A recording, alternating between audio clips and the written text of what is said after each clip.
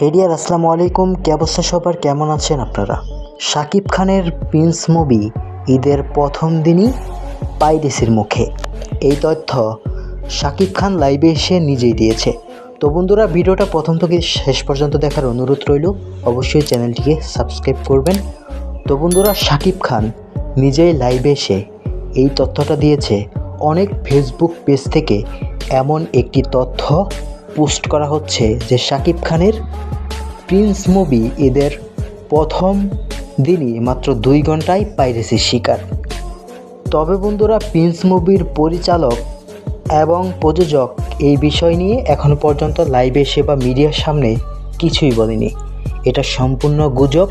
Prince movie এখনও পাইরেসির শিকার হয়নি।